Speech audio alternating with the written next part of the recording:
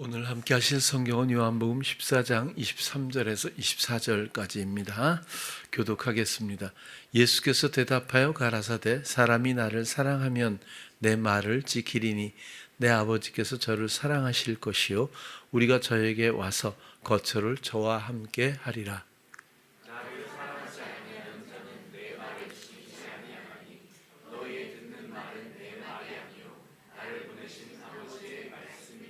아멘. 우리가 살면서 아마 가장 귀하고도 흔한 그 주제가 아마 사랑이 아닐까 싶어요. 더군다나 복음 안에서 그리스도 안에서 사랑이라고 하는 주제는 굉장히 중요하지 않을까 싶거든요.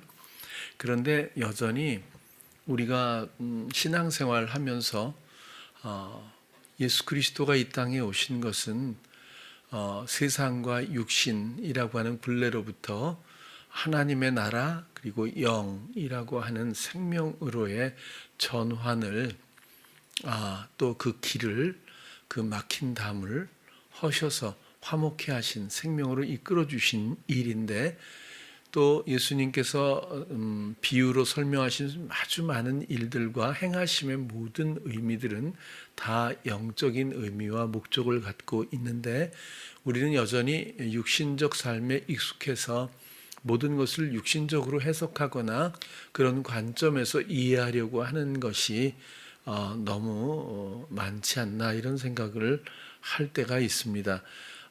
주님을 사랑합니다라고 말하면서도 육신적 개념으로 단순한 호감이나 또 아닌 사랑해야 하는 의무에 대한 또 우리 머릿속에는 주님을 사랑한다는 고백 가운데서 내가 알고 이해하고 있는 사랑을 그리는 그런 어떤 순간들도 얼마든지 있을 수 있다고 보여져요. 그것이 뭐 오해라고 하는 것보다도 오늘은 좀 더 이 사랑이 구체적으로 무엇을 표현하고 무엇을 어떤 내용을 담고 있는 건지 우리가 살펴보려고 합니다. 사랑은 지금 예수님께서 말씀하신 것처럼 호감으로 끝나지 않는다는 것은 너무 분명하죠. 좋아하는 것과 사랑하는 것은 참 좀 다를 것 같아요. 좋아한다는 것은 아주 당연한 거고 사랑한다면 당연히 그럴 수 있겠죠. 근데 사랑은 거기서 끝나는 것이 아닌 거죠.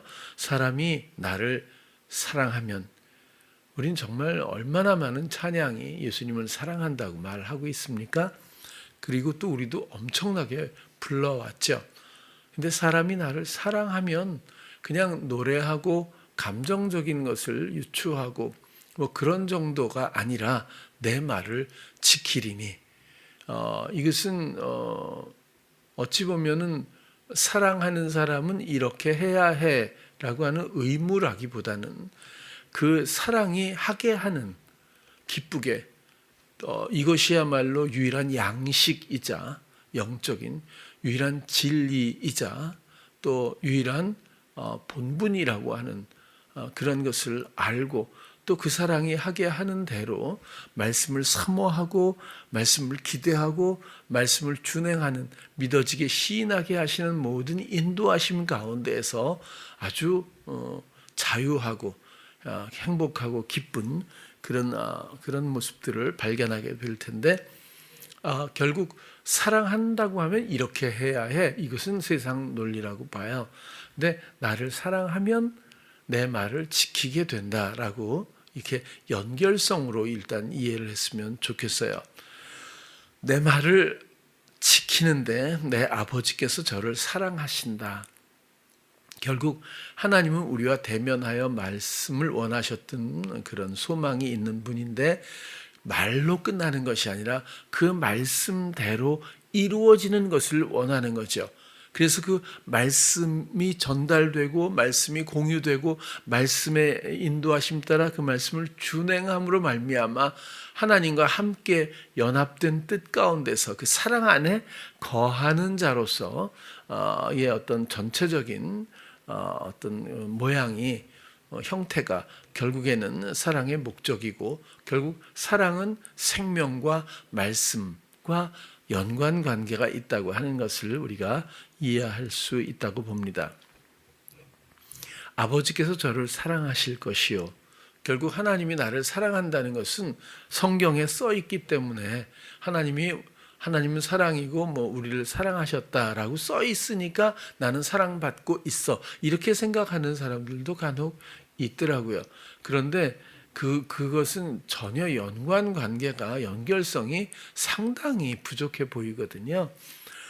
우리가 예수 그리스도의 사랑으로 말미암아 우리의 패역을 인식하게 되고 사랑 반대편에 익숙해져 있던 우리가 애통하는 마음과 가난한 마음으로 주님 앞에 나아가 주님의 사랑을 만나게 되고 그분을 들음으로써 그 사랑이 사랑 안에 거하게 되는 나의 본분이 되고 그 사랑이 하게 하는 대로 그 말씀을 사모하고 준행하게 되는 우리의 자리, 접붙임된 우리의 자리를 찾게 될 때에 아버지께서 하나님께서 드디어 사랑 안에 거하는 우리들을 칭의, 의롭다, 영화롭다, 재창조된 다시 태어난 정말 아주 그 귀한 자녀로서 사랑하게 된다라고 하는 또 이렇게 대강 풀어서 설명드리면 그런 흐름이라고도 보여집니다. 우리가 저에게 와서 거처를 저와 함께하리라.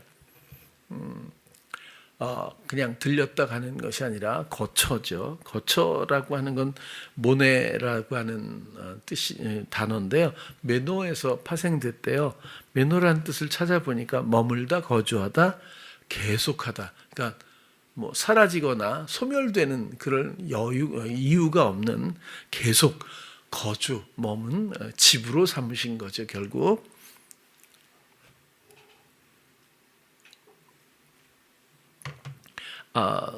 넘어가서 24절을 한번 볼게요. 나를 사랑하지 아니하는 자는 내 말을 지키지 아니하나니. 사람이 자기의 의지로 열정으로 하나님의 말씀을 순종할 수 있겠어요? 그것은 불가능합니다. 왜냐하면 깨끗한 그릇이면 혹시라도 담을 수 있어요. 그런데 사람은 더러운 것으로 가득 찬 그릇이라고 해도 과언이 아니거든요. 내 생각, 내 마음의 원함, 부추김, 익숙하고 중독된 인격과 형성, 그다음에 자기가 원하는 모든 시도들과 앞으로의 소망, 이런 모든 것들로 꽉 차 있습니다. 그래서 이런 것들을 비우기 전에 이 가난이거든요. 그러기 전에는 말씀으로 말미암는 이런 전환이 불가능하죠. 이것은. 그래서 내 말을 지키지 아니하나니 너희의 듣는 말은, 이 로고스입니다. 예수님께서 말씀하시잖아요. 너희의 듣는 말은 내 말이 아니라고 하는 거죠. 굉장히 중요한 원리예요. 성령께서 우리 안에서도 말씀하셔도 성령의 말씀이 아니라 그분이 나에게 말씀하시지만 사실은 듣는 대로 말씀하시는 그런 건데, 여기서 한 가지 조금 논란이 있을 수 있겠습니다만은 제 생각을 말씀드리면, 예수님께서 그러는 거예요. 너희의 듣는 말은 내 말이 아니요 나를 보내신 아버지의 말씀이니라. 이게 우리가 이 육적인 개념 때문에 이런 해석이 나오지 않았을까? 저는 그렇게 생각하는 거예요. 왜냐하면 예수님께서는 분명히 사람으로서 말씀하셨어요.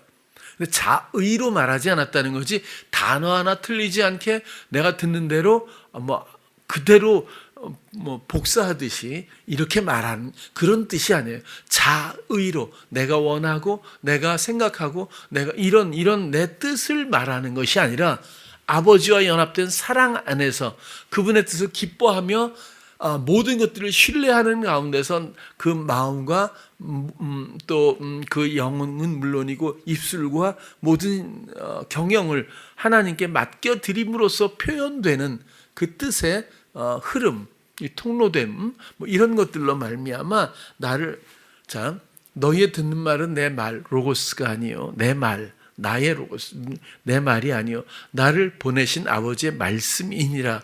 여기 뒤에 말씀이니라는 원문에 없어요. 그러면 왜 이렇게 됐나? 그럼 예수님께서 말씀하신다는 기능으로, 육신적인 생각인 기능이잖아요. 말이 언어 기능이잖아요. 그러니까 이 말이 내 것이 아니야. 그럼 하나님 것이지. 그 하나님이 안에서 말씀하셔서 이렇게 말씀하시는 거예요 라고 하는 세상 원리로 이렇게 해석한 것 같아요. 그런데 너희의 듣는 말은 내 말이 아니요 나를 보내신 아버지이니라 이렇게 되어 있어요. 그러니까 왜 여기다가 구태여 그렇게 했을까? 제가 알지 못하는 문법이나 또 혹은 어떤 해석법이 또 있는지는 잘 모르겠어요. 근데 제가 볼 때는 여기서는 그냥 나를 보내신 그 다음에 마지막 단어가 파텔이에요. 아버지. 이걸로 끝나거든요. 뭐 아버지의 뭐 파텔 로고스 이런 게 없어요. 그냥 아버지. 말씀이 곧 하나님이라는 뜻이잖아요. 그러니까 하나님을 듣는다는 거지 하나님이 말씀하시는 소리를 듣고 내가 그대로 하는 거야.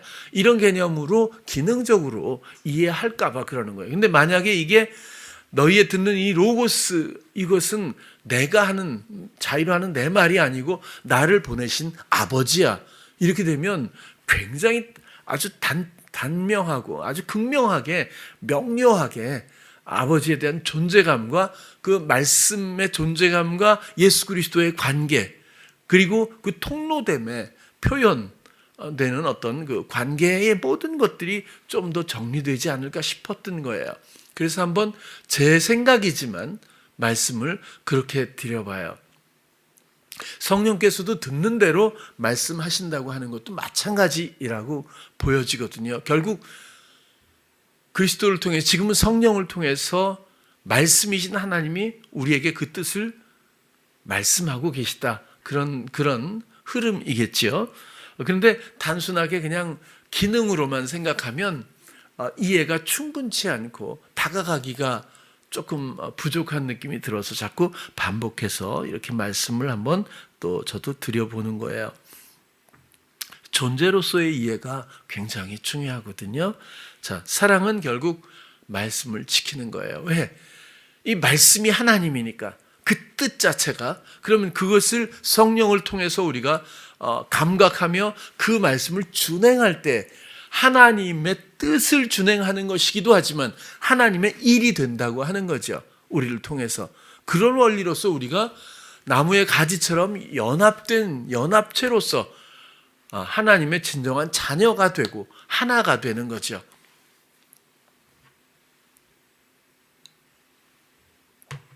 사랑은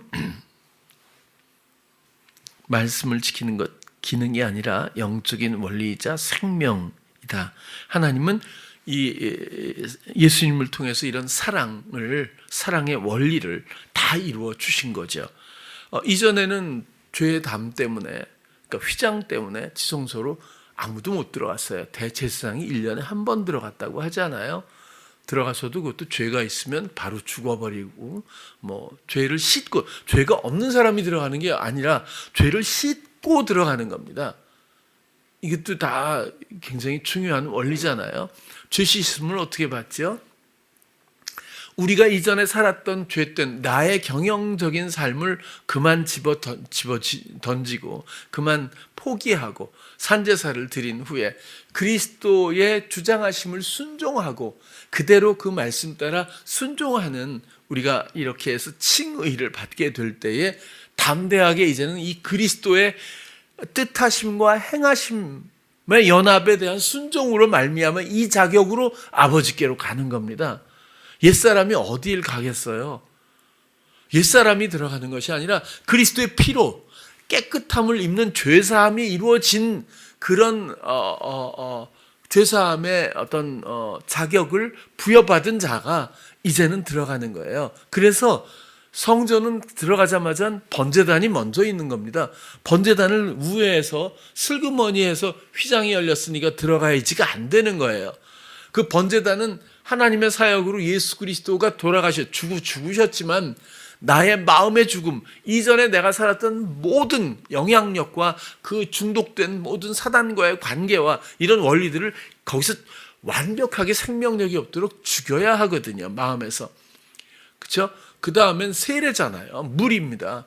그 다음에 하나님께 나가는 거라고 했잖아요. 이제 모든 감각은 하나님께 나가는 거예요. 이전의 것을 여기서 씻고 제하여 버리고 이런 단계가 아니라 물은 오직 그리스도의 부활하심으로 말미암은 구원의 표라고 하잖아요. 그러니까 그냥 생각으로 뭘 해서 생각으로 이루어지는 것이 아니라는 거예요. 나의 버림이 있어야 하고 죽음이 있어야 한다는 거예요. 이전의 삶이 내가 볼 땐 괜찮아 보이니까 그렇게 그냥 방심하겠죠. 그냥 하나님의 사랑 앞에서는요, 완벽한 더러움이자 패역입니다. 사랑 앞에서. 하나님은 예수님을 통해서 이 사랑을 이루셨어요. 그래서 죄의 담을 허무셨고 우리와의 간극을, 하나님과의 간극을 없애셨고 모든 과정과 자격을 그 어떤 것도 소멸시키셨어요. 단 한 가지 조건이 번제단에서의 산제사입니다. 산제사를 드린 후에입니다. 근데 지금도 여러분들에 대한 자기 자신의 산제사를 얼마나 방심하고 간과하는지 모르겠어요. 사단은 다른 건 다 하라고 해요. 근데 자기 자신의 옛사람의 죽음만 빼고 그 옛사람이 반성하고 옛사람이 깨닫고 옛사람이 은혜 받고 옛사람이 추구하고 옛사람이 선교하고 옛사람이 목회하고 뭐 그런 거죠. 옛사람이 성실하게 헌신하고 옛사람이 헌금하고 옛사람이 다 해요. 그러면 안전한 줄 알아요. 선교사님, 목사님들도 그런 고백을 많이 하거든요.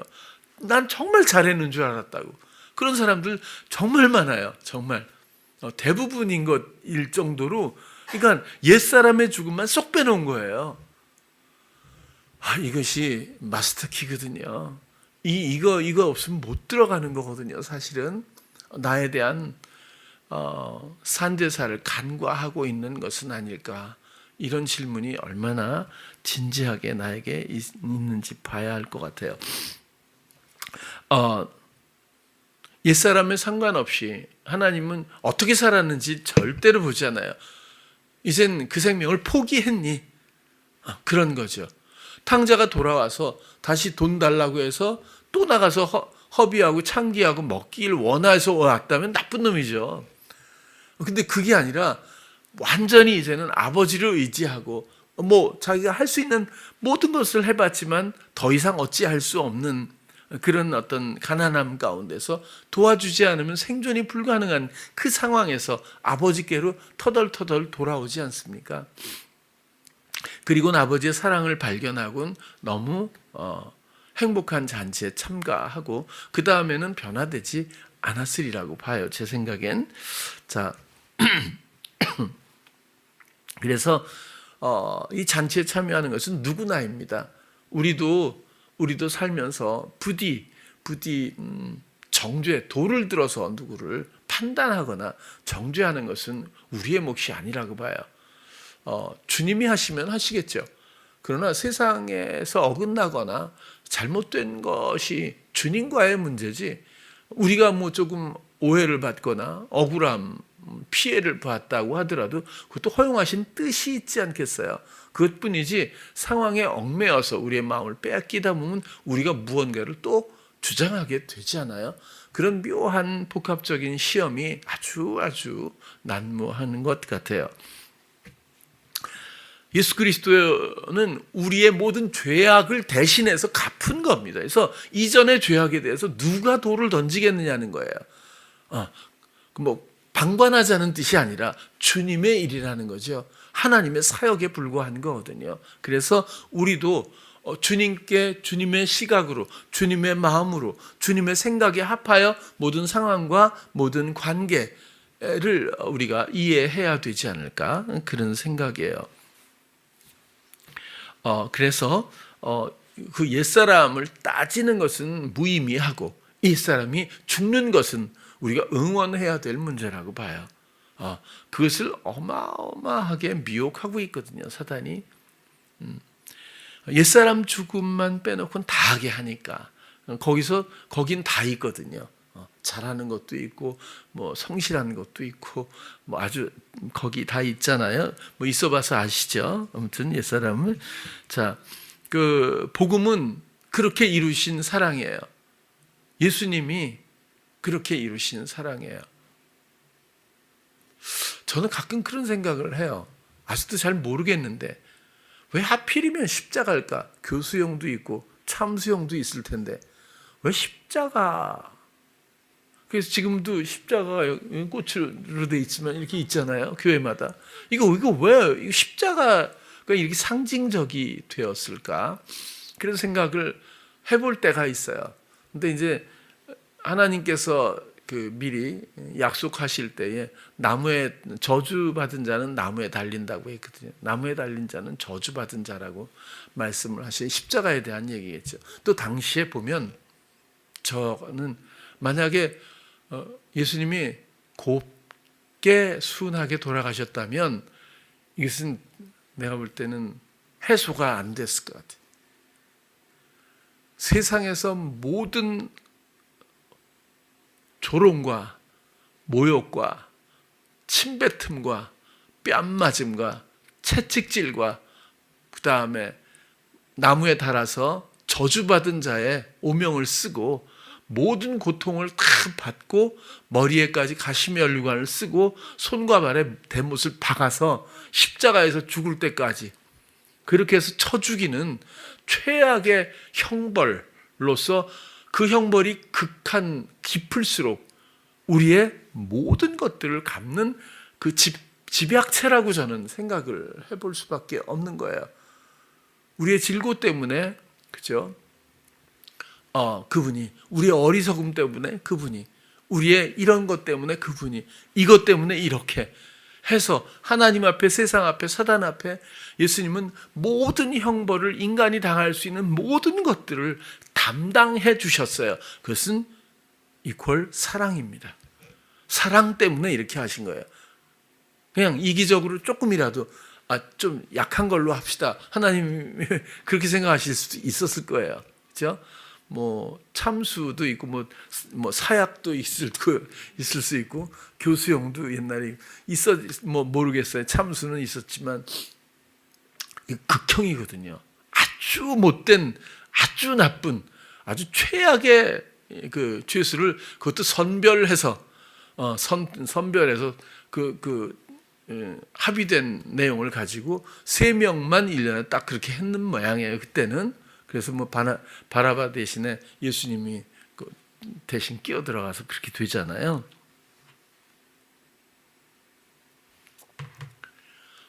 예수님은 그렇게 사랑하셨고, 이게 예수님입니까?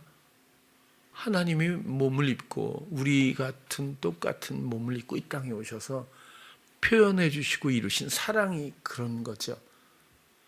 그리고는 우리 안에 오셨어요. 우리 안에 오셔서 이전의 것은 묻지 않아요. 어떤 것도 정죄하지 않아요. 그리고는 기다리죠. 사랑은 오래 참고 온유하고 그런 거예요. 사람 얘기가 아니잖아요. 하나님 얘기죠. 그렇게 우리의 그 말씀을 듣고 준행하는 그 사랑을 만나고 그 사랑 때문에 말씀을 사모하게 되고 말씀이신 그분을 듣고 그분의 뜻을 준행하는 것이 얼마나 행복하고 아름다운 일인지를 알게 하셔서 더 기대하게 하시고 더 다가오게 하셔서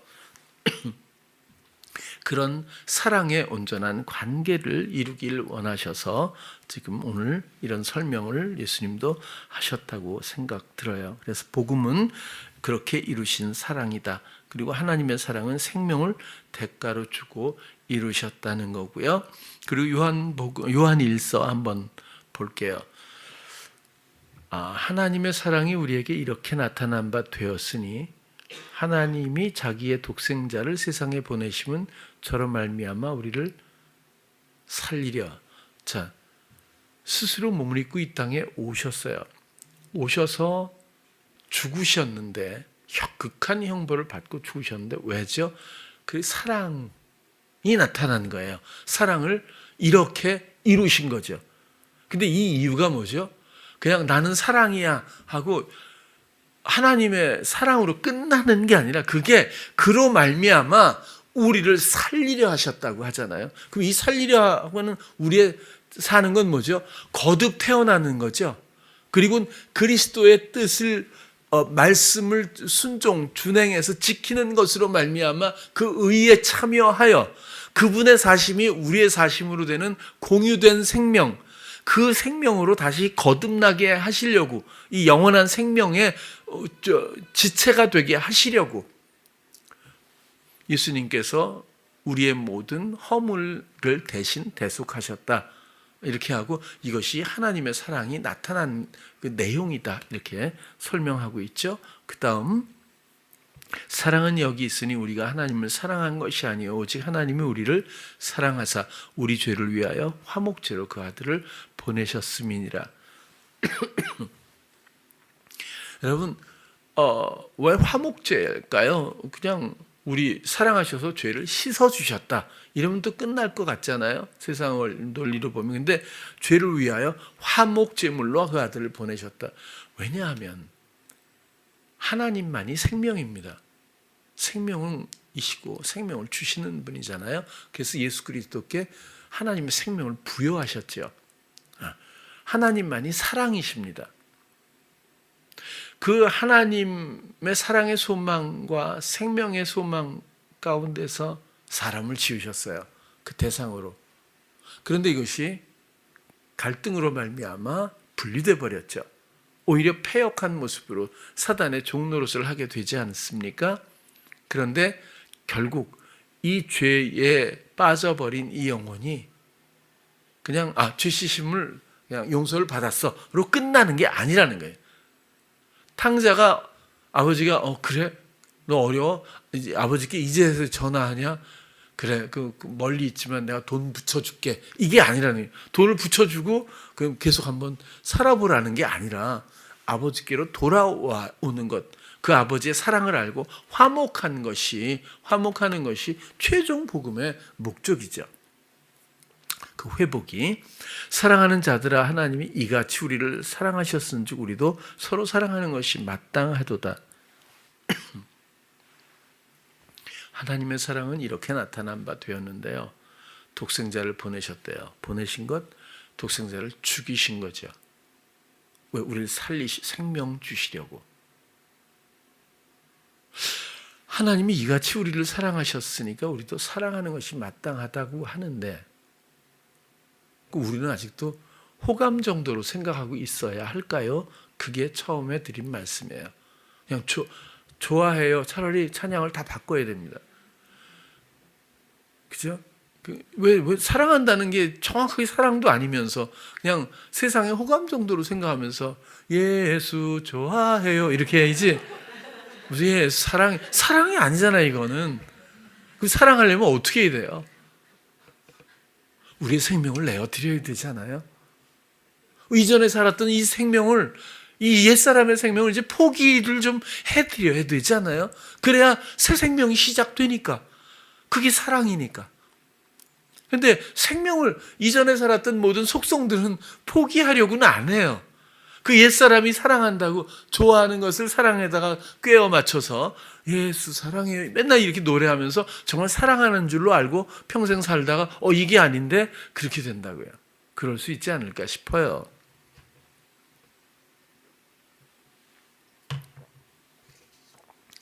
요한복음 15장도 볼게요.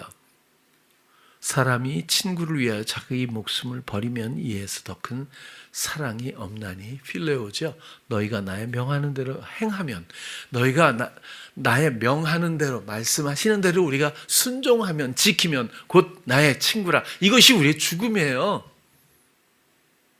이제는 내 생각대로 내가 옳은 대로 사는 게 아니라 주님이 우리 안에서 그 뜻대로 말씀하시는 대로, 명하시는 대로 그대로 행하는 것이 나의 죽음이에요. 죽고 나서 이쪽 가는 게 아니라 이쪽을 선택하던 걸 이쪽을 선택하면 이쪽은 선택이 끝나는 거라고요. 그러니까 어둠을 물리치기 위해서 내가 퍼내는 게 아니라고 그렇게 말씀드렸잖아요. 어둠을 다 퍼낸 다음에 빛이여 오시옵소서가 아니라 빛이 오면 어둠은 물러가는 것뿐이거든요. 죽으려고 노력하지 마시고요. 사랑을 만나고 사랑을 듣고 주님의 사랑으로 힘입어 사랑할 수 있기를 바라는 거예요. 그러면 이전에 내가 얼마나 무의미하고 내가 얼마나 속임을 당해왔는지를 알게 되지 않을까. 그렇게 포기가 될 거라고 생각이 들어요.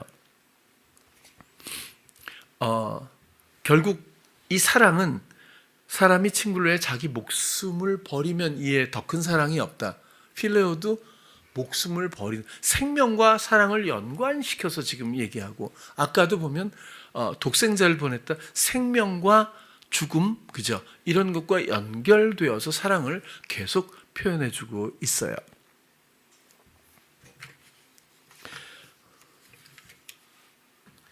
우리도 하나님을 사랑한다면 당연히 우리의 생명을 드려야 한다, 그런 거죠. 예수는 내 친구, 뭐 이런 노래 있잖아요. 생명은 하나도 버리지 않고 또 이런 노래 부른다고요. 그 찬양만큼 거짓말이 이게 좀 섞인 이런 노래도 참 드물 것 같아요. 차라리 트로트를 들으면 마음이 움직이거든요. 진짜 뭐 그런 것 같아. 뭐 마음이 아프다고 하거나 뭐 100m 앞에 두고서 뭐 이렇게 하면 그 마음이 이해가 되거든요. 그럴 수도 있겠다. 근데 찬양은 또 거짓말, 또 이렇게 될 것 같아. 내가 볼 때는 진실한 마음으로 노래하는 우리 성도님들 되시기를 정말 바랍니다. 그래서 이 생명과 사랑은 이렇게 연관되어 있다. 그래서 옛사람의 죽음, 산제사, 또 세례, 마음의 할례, 이런 것들이 얼마나 소중한 기초인지 영적으로 우리가 또 이해하게 됩니다. 옛사람의 죽음이 없이 하는 신앙생활은요, 그냥 생활 방편적인 것 정도예요. 그 이상도 이하도 아니거든요. 그래서 우리 마음에 원하는 것, 이런 것들이 옛사람의 죽음에서 우리가 육체와 함께 정과 욕심, 파데마와 에피디미아를 계속 말씀드리는 거예요. 이게 너무 중요한 요소이기 때문에. 그런데 마음에 원하는 것이 좋은 게 많거든요. 그렇죠? 교회를 많이 부흥시키는 것, 뭐 전 세계 땅끝까지 이르러 복음을 전파하는 것, 뭐 이런 목적성을 가지고 내 마음에 원하는 것이 결합되어 나의 열정이 돼버리거든요. 에너지원이 돼서. 근데 이런 원리에 대해서는 잘 생각을 안 하는 것 같아서, 그래서 그런 거예요. 내 마음에 원하는 것이 남겨져 있으면 그것이 좋든 나쁘든이 문제가 아니라, 내 마음에 어떤 원하는 것이 남겨져 있다면 이것은 정말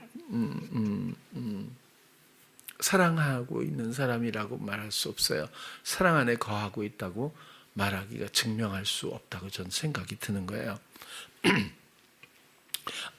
우리의 마음에 남겨져 있다는 것이 잠복되어 있을 땐 잘 모르거든요. 예를 한번 이렇게 들어볼까요? 우리 청년들은 경험이 없어서 잘 모를 거라고 생각이 들어요. 근데 홍등가가 있다고 보자고요. 아가씨들이 막 남자들 유혹하는 뭐 그런 거리가 있다고 보자고요. 그러면 거길 지나가는데 어떤 사람은 못 이기는 척하고 들어가는 사람도 있을 거고, 뭐 여러 부류가 있을 것 같아요. 근데 굳굳이 지나가는 사람들도 당연히 있겠죠. 뭐 바쁜 사람도 있고 그러니까. 근데 보면 그냥 이렇게 뭐 어떤 사람은 아예 뭐 이렇게 여자에 대해서, 이성에 대해 관심이 없는 사람이 있을 수도 있고, 무심한 사람도 있죠. 무감각할 사람은. 또 어떤 사람은 도덕적인, 윤리적 개념이 굉장히 강한 사람이라서 그냥 지나갈 수도 있다고 봐요. 그런데 우리가 오늘 다루는 건 누군가를 정말 사랑하고 있다면 어떤 유혹이 있어도 전혀 생명력이 없지 않겠느냐, 뭐 그런 걸로 한번 비유를 해보는 거예요. 생명력이 없도록 이 모든 세상의 유혹들을, 홍등가 문제가 아니라 내 마음에 원하는 것이 조금이라도 있으면, 이성에 대해서 또 육정에 대해서 조금이라도 남은 게 있다면 지나가기가 되게 어려울 거예요. 못 지나갈 수도 있고. 이런 것이, 이 원함이 없으면 어떤 유혹도 받을 근거가 없게 될 거라고요. 그래서 에피디미아라고 하는 것이 결국에는 그렇게 악용될 소지가 많은 거예요. 그래서 가정을 이루면, 예를 들어서 정말 나는 아내만을 사랑할 거야, 뭐 남편에게 정말 내조를 잘할 거야, 얼마나 좋아요. 근데 이런 것들이 내 마음의 원함이라고 하는 측면에서 시작이 되면, 주님을 사랑하면서 주님의 뜻, 말씀을 준행하는 그 사랑 안에서 그를 바라보고 통로가 되기보다는 나의 의지로서 무언가를 시도하는 그런 흐름으로 미혹될 가능성이 있다, 그런 뜻이잖아요. 내 마음에 원하는 것이 그런 역할들을 해왔거든요. 그래서 바울은 이것도 전부 십자가의 죄 덩어리, 죄의 근원들을 죽여야 한다, 못 박아야 한다, 그렇게 설명을 했다고 저는 생각을 해봐요. 유다도 돈이라고 하는 원함이 있었죠. 처음부터 예수님을 팔아먹으려고 제자가 되진 않았을 거예요. 근데 전혀 다른 가치관이지만 전혀 다른 의미의 돈에 대한 욕구, 어떤 욕심이 조금 있었는데 결국에는 언젠가 되니까 사단이 그 마음의 원함을 악용해서 예수를 팔아먹게까지 해버리잖아요. 이런 것들이 유다만의 문제가 아닐 거라고요. 왜 베드로가 예수님 그림 없어서 이랬을까요?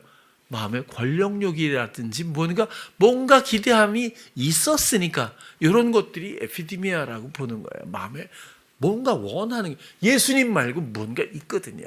이런 것들이 잠복되어 있다가 한번 악용이 되면 나중에는 방향을 잡을 수 없을 만한 이 굴절이 일어나 버려요.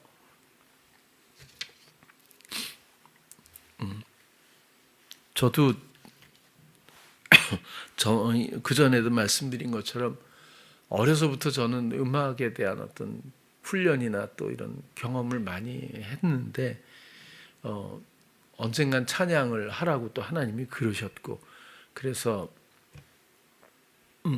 80년대를 꼬박 그 정말 청년들을 모아서 엄청나게 제가 혹독하게 훈련을 시켜가지고 거의 뭐 진짜 신화 전설을 만들다 뭐 그렇게 했거든요, 사실. 근데 그땐 정말 잘했는 줄 알았어요. 그 얘기 했잖아요. 난 정말 최선을 다했거든요. 전설을 만들 정도로 잘해놨는데 나중에 알고 보니까 내가 원하는 대로 했더라고요. 내가 할 수 있는 걸로 내가 했더라고요. 근데 예수님을 몰랐던 것도 아니고 오히려 예수님을 사랑하고 만나서 너무 행복하고 기뻤는데 그런 적용점을 잘 몰랐어요. 옛사람에 대한 것, 부추김, 에피디미아라고 하는 이런 나의 마음의 원함, 갈망, 소원 이런 것들이 어떻게 작용되는지에 대한 원리를 그때는 몰랐어요. 그러니까 예수님을 암만 사랑했다고 해도 예수님과 끝없이 이야기할 정도로 사랑을 했지만 실제로 나는 일부분에서 나에게 맡겨주신 찬양이라고 하는 사역 가운데에서는 내가 하고 있었다고 하는 위험성을 전혀 못 알아채질 못했던 거예요. 이후에 보니까 예수님의 주신 것을 내가 예수님께 다시 노래로 돌려드려야 찬양이지, 내가 뭐 베토벤도 아닌 것이 막 이렇게 하고 뭘 써가지고 무슨 곡을 만들어서 막 유행하고 막 사람들이 많이 부르고 그러면 자기가 다 내가 지은 것처럼 이렇게 아이고 이게 참 천국 가면 맨날 뒤통수 긁고 다녀야 될 거예요. 내가 너무 바보같이 살았구나 하고 잘못 알고 있는 거잖아요. 미혹이거든요. 이런 걸 나중에 알았어요, 저도. 그리고 이제 70이 넘었는데도 아직도 이루고 있는 걸 보면 하나님은 진짜 이상한 분이라고 봐야죠. 모세도 80세 넘으니까 그때 가서 쓰잖아요. 뭔가 아브라함도 100세가 되니까 그때 가서 약속했던 그런 일들을 또 실행하시고, 저는 그냥 손 놨어요. 그냥 뭐 70 넘었고 나도 뭐 이제 뭐 아브라함처럼 애날 능력도 없고 모세처럼 이제 뭐 할 수 있는 힘도 없고, 근데 뭐 알아서 이제 하시겠죠, 그죠? 뭘 하든지 말든지 아무튼 뭐 주의 일이니까 그런 생각이 들 정도예요. 근데 뭐가 되고 안 되고 하고 안 하고 아니라 어떤 경우에도 주님을 신뢰합니다. 뭘 하면 어떻고 안 되면 어때요? 본질은 주님의 원하심대로 되는 것이 가장 멋진 전략이고 또 멋진 아름다운 일이라고 생각을 이제는 해요. 그래서 결국에는 사랑의 반대편이 뭘까? 이런 생각을 해봐요. 사랑을 더 이해하기 위해서 제 생각에는 오늘 이런 설명으로 가면 사랑의 반대편은 자기 옳은 대로 자기가 하는 것, 이것이 사랑을 저버리는 일이라고 보는 거예요. 굉장한 동력이 있잖아요. 에너지원이 살아있잖아요. 사랑이라고 하는 이 고결하고도 아름다운 에너지원 앞에서 아직도 뭔가 시도하고 있는 이 더러움이 사랑 반대편이라고 생각이 들어요. 그런 영적으로. 사사기에도 그런 게 있거든요. 이스라엘 백성들이 뭐 말씀 따라 살지 못하고 또 왕도 없고 누가 다스리는 분이 없으니까, 사람이 없으니 그 구조가 없으니까 딱 자기가 원하는 대로 법 없이 살고 있더라, 이런 얘기가 있거든요. 굉장히 중요한 영적인 원리라고 보여졌어요. 그러나 이제는 자기의 옳은 대로 살았던 그에게 왕을 주신 것처럼 우리에겐 사랑의 왕, 지혜이시자 겸손의 왕이신 예수 그리스도가 나를 다스리시는 그런 상황에 있고, 또 우리는 이제 자기 옳은 대로 행하는 것이 아니라 그분의 말씀을 지키며 살아가는 진정한 백성이, 성도가 되었다, 그렇게 말씀을 드립니다.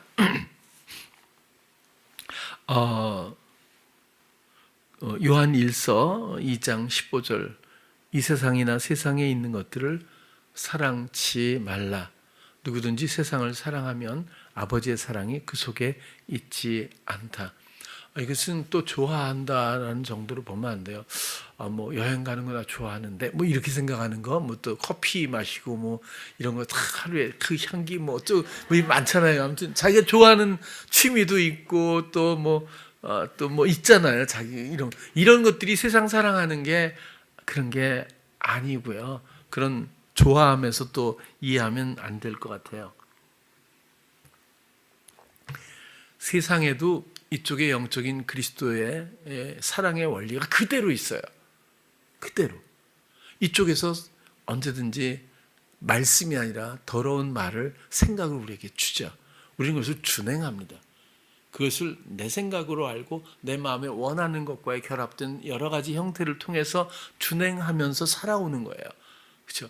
만약에 자녀가 있어, 그러면 우리 때는 그랬거든요. 우리 때는 정말 공부 못한 부모님들이 너무 많았어요. 학교도 없었지만 학교를 갈 수가 없었어요. 우리도 학교 다닐 때 보면, 저는 초등학교를 몇 군데를 다녔는데 아버지가 군인이라서 진짜 애들이 그 도시락이라는 게 없었어요. 뭐 고구마 하나 갖고 오면 다 잘 갖고 오는 거, 먹을 게 없어서 진짜 그 이렇게 수도꼭지나 펌프 이런 데 물 먹고 점심시간에 이런 애들도 있고, 아예 뭐 환경이 거의 뭐가 없었는데, 그러니까 배울 기회도 없고, 이런 분들이 자녀를 낳으면 어떻게 해서든지 논을 팔고 뭘 해서라도, 행상을 해서라도 자식만큼은 교육을 시키려고 엄청나게 그랬거든요. 그런 것처럼 그 자체가 나쁠 수가 있나요? 근데 영적으로 보면 이런 원리가 우리 청년들에게는 없을까라는 거예요. 내 남동생은 얘기했잖아요. 하도 남동생 때는 공부해라. 뭐 저희 때는 늘 그랬고, 공부해라. 공부했니? 뭐 숙제했니? 뭐 맨날 이거잖아요. 맨날 뭐 학원 보내고 뭐 아무튼 이런 건데, 하도 거기에 스트레스를 받으니까 아들 둘을 낳고 아주 자유롭게 키우고 싶어 갖고 처녀 얘기를 안 했다 그랬잖아요. 그래가지고 첫째는 그럭저럭 공부를 잘했는데, 둘째는 진짜 아버지의 말씀을 잘 따라서 아예 안 했어요. 진짜 걔는 아예 안 하고, 몇 명이더라 걔. 엘리베이터에서 내가 그랬죠. 너 꼴찌라며 반에서 했더니 막 웃으면서 실치 웃더라고요. 아니요, 뒤에 제 뒤에 하나 더 있어요. 딱 그러더라고요. 그러니까 굉장히 자유하게 잘 키웠죠. 근데 그러니까 그게 옳은 걸까요? 뭐 잘못된 것도 아니잖아요. 그런데 우리는 그래. 이렇게 돼서 이렇게 힘든 거, 내 자식은 이렇게 키우고 싶지 않으니까 이렇게 키울 거야. 내 마음에 갈망, 소원이 있단 말이에요. 원하는 바가 있죠. 기준이라는 게 있잖아요. 그게 아니라 공부를 하는 것, 안 하는 것은 그게 주제가 안 되는 거죠. 주님, 나에게 이 영혼을 정말 순백으로 주셔서 고마워요. 이 영혼에게 나의 여러 가지 성향들이 덧입혀지기 전에 주님을 듣고 사랑하는 영혼으로서 지켜지길 원하고, 나의 역할을 언제든지 말씀하시면 그 말씀을 지키리이다. 뭐 이런 어떤 최소한의 역할론적인 자기중심, 영적인 그리스도 안에서 뭐 이런 어떤 이런 것들이 좀 정리가 먼저 돼야 하지 않을까라는 거지, 뭐 공부를 해야 한다, 안 해야 한다, 이런 OX는 사실은 미혹의 조건일 뿐이라고 보거든요. 건강한 것만 해도 감사죠.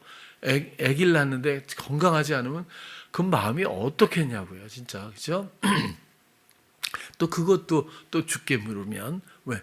내 자식이라고 하니까 뭔가 자꾸만 이렇게 되는 거거든요. 내 돈이라고 생각하니까 자꾸 이렇게 하는 거거든요. 나의 것이 어디 있어요? 나도 주님의 것인데. 그런 것들 우리가 잘 알 거예요. 이런 미혹에 마음 빼앗기지 않기를 바라고요. 그런 뜻에서 세상에도 같은 원리가 있어요.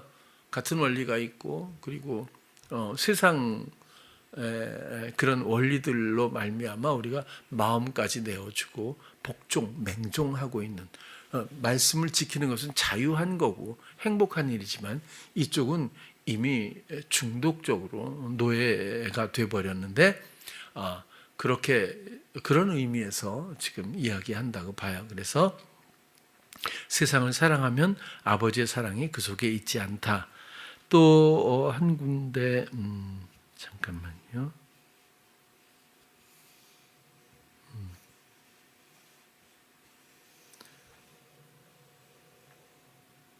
잠깐만요.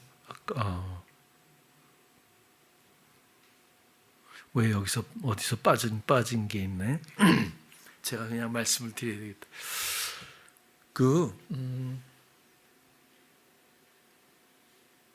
베드로한테 예수님이 부활하신 후에 다시 찾아와서 3번 묻잖아요. 내가 나를 사랑하니? 이거 또 너 나 좋아해? 이렇게 생각하시면 안 돼요. 그죠? 호감으로 보면 안 됩니다. 널 아가페로 물었어. 아가페로 2번을 물어요. 그 다음에 3번째는 필레오로 물어요. 이건 친구의 사랑이라고 했잖아요. 그러면 이걸 가지고 또 신학적으로는 굉장히 연구들을 많이 해요. 왜 2번을 아가파로 믿고 1번을 필레오로 물었을까? 이건 도대체 무슨 뜻일까? 뭐 하면서 주장들이 굉장히 많거든요. 근데 공통점을 그냥 편하게 살펴본다면 아가페도 예수 그리스도가 생명을 내어주는 하나님의 사랑으로 이 땅에 오셔서 하신 일이에요. 그것이 사랑이죠. 필레오도 친구를 위해서 생명을 내어주면 이보다 더 큰 사랑이 없느니라라고 표현했던 그 필레오예요. 생명을 내어주는 사랑, 너를 위해서. 그렇죠? 예수님은 그렇게 했다는 뜻이죠. 이게 생명과 다 연결되어 있는 거거든요. 사랑이. 넌 날 사랑하니? 그런 거예요. 그러면은 베드로는 사실은 조금 자신이 없었겠지. 이해는 해요, 처지를. 근데 그러하외다 내가 주님을 사랑하는 줄 주님이 아십니다. 이건 굉장히 겸손한 대답인 건 맞아요. 근데 조금 더 풀어서 영적으로 자신 있게 말하면, 주님, 이전엔 제가 살았어요. 제가 예수님 좋아하고 바라는 것도 있었어요. 그러나 예수님이 해주신 생명을 주신 또 새 생명으로 나에게 나타나셔서 또 나의 생명 되신 나의 주님, 이 앞에서 저는 이제 이전의 사람이 더 이상은 아닙니다. 당신만이 나의 사랑이고 당신만이 나의 생명일 뿐입니다. 그렇게 나도 나의 죽음에 의한 그 사랑으로 당신을 사랑해요. 뭐 이렇게 하면 좀 더 멋있게 성경이 기록되었을 텐데, 어쨌거나 예수님은 그냥 넌 나 좋아해? 아가페로 좋아해? 아니면 필레오로 좋아해? 친구끼리 사랑이 이해돼? 이런 얘기가 아닌 것 같아요. 좀 더 깊은 거죠. 그만큼 아가페로 생명을 주셨고 친구들을 위해서도 생명을 내어주신 분이에요. 여러분들을 위해서 생명을 내어주신 그 일과, 그리고 우리를 살리기 위한 목적을 이루신, 여러분들 마음속에서 이제 주인이 되시고 왕이 되신, 그전엔 내가 옳은 대로 생각하고 그렇게 행해왔던 모든 인생들과 그 모든 성향의 삶들을, 이전의 삶을 내려놓고 오직 주님의 사랑의 말씀 따라 순종하기만을 기대하는 그런 전환을 온전히 이루었을 때 주님을 사랑한다 말할 수 있고, 사랑하면 그 말씀을 지키는 것이 얼마나 새로운 생명의 아름다움인지를 이미 알게 될 것이고, 하나님이 원하시는 것이 바로 이렇게 이루신 사랑이다. 그런 뜻으로 오늘 말씀을 드리고 싶었어요. 계명은 요한일서 5장 3절 하나님을 사랑하는 것은 이것이니 하나님을 사랑하는 것은 이것이니 우리가 그의 계명들을 지키는 것이라. 뭐 십계명 이런 것이 아니라 말씀은 우리에게 무언가를 하게 하십니다. 그래서 명령, 엔톨레라고도 하고요. 율법, 법, 뭐 이렇게 계명 이렇게 되잖아요. 원리로도 말씀드린 적이 있지만 어쨌거나 그래서 그의 계명들을 지키는 것이라. 그의 계명들은 무거운 것이 아니로다. 왜? 우리의 힘으로 우리가 하는 게 아니니까요. 우리 것으로 하는 게 아니에요. 주님의 것으로 주님이 주시는 힘 가운데 주님의 지식과 지혜와 영향력과 인도하심에 예비하심과 다스림을 가운데서 우리는 그저 함께 멍에를 메고 주가 모든 것들을 우리를 위해서 다스리는 그 길을 함께 걷는 것뿐이거든요. 그래서 전혀 그 멍에가 일이 무겁지 않다라고 설명하고 있다고 보여집니다. 계명은 내 마음의 말씀이시고 그 말씀은 사랑이자 생명이자 하나님 아버지이십니다. 사랑이 하게 하듯이 또 말씀이 하게 하시는 영적인 친절한 인도하심이 우리 모두에게 있습니다. 우리는 그 말씀에 의해 인도받는 그렇게 살아가는 생명으로 거듭나야 하고 사랑의 인도 따라 그 말씀을 기쁘게 준행하는 영적인 그리스도인 구원받은 성도들입니다. 이렇게 주님을 사랑하고 주님의 말씀을 기뻐하고 순종하고 주님의 뜻만을 소망하는 우리 사랑하는 찬양교회 성도님들 모두 되시기를 축원합니다. 기도하겠습니다. 사랑의 주님, 오늘은 하나님의 사랑에 대해서 우리가 나누었습니다. 단순히 감정적으로 좋아하는 것, 감정적인 호감이나 신뢰를 넘어서서 생명과 말씀에 관한 일들이라는 것을 함께 살펴보았습니다. 우리의 마음에 사랑의 이해가 있게 하여 주시옵소서. 사랑이신 하나님을 듣고 우리가 주님을 듣고 우리가 오직 기쁨으로 준행할 수 있는 믿음 있게 하시고 그 생명을 노래하는 우리 모든 성도님들 되게 하여 주시옵소서. 예수님 이름으로 기도드렸습니다. 아멘.